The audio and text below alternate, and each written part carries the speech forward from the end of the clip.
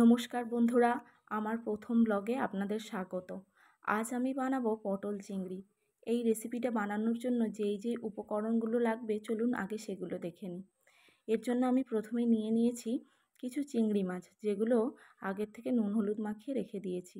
এরপরে নিয়েছি পটল, তারপর ফোড়নের জন্য নিয়েছি গোটা লঙ্কা, গোটা জিরে, দারুচিনি, ছোটো এলাচ এবং লবঙ্গ। আর মশলা হিসেবে নিয়েছি আদা বাটা, রসুন বাটা, হলুদ লঙ্কার গুঁড়ো, জিরে গুঁড়ো এবং ধনে গুঁড়ো। আর নিয়েছি পেঁয়াজ কুচি।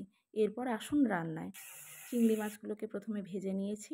এরপর কড়াইয়ের মধ্যে পটলগুলোকে হালকা লবণ দিয়ে ঢাকা চাপা দিয়ে ভেজে নিয়েছি। এরপর আলুগুলোকেও হালকা লবণ দিয়ে ঢাকা চাপা দিয়ে ভেজে নিলাম। এরপর কড়াইয়ের মধ্যে তেল অ্যাড করে তার মধ্যে গরম মশলাগুলো দিয়ে এবং রসুনগুলো দিয়ে তারপরে পেঁয়াজ দিয়ে তাতে একটু লবণ দিয়ে হালকা লাল করে ভেজে নেওয়ার পর তার মধ্যে দিয়ে দিলাম একটু চিনিটা ভালো রং আনতে কাজে লাগে। এরপরে মশলাগুলোকে একটু জল দিয়ে ফেটিয়ে কড়াইয়ের মধ্যে দিয়ে এইভাবে নাড়তে থাকলাম।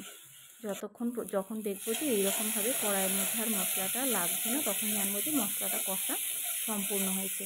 এরপরে এর মধ্যে একটু অল্প টমেটো কেচাপ অ্যাড করে আবার একইভাবে নাড়াচাড়া করতে লাগলাম।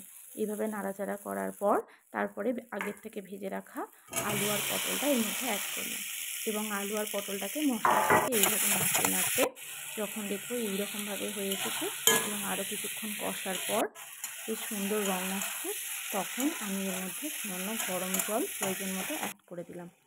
এরপর কিছুক্ষণ এটাকে ঢাকা চাপা হয়ে রান্না হতে দিলাম। এরপর দেখছি যে কিছুক্ষণ পরে ঢাকা চাপা খুলে দেখলাম যে আলুটা সেদ্ধ হয়ে গেছে। হ্যাঁ বন্ধুরা, আলু সেদ্ধ হয়ে গেছে।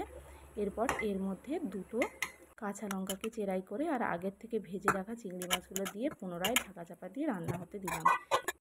এরপর দেখুন বন্ধুরা, আমার রান্না একেবারে রেডি। Thank you for watching my video.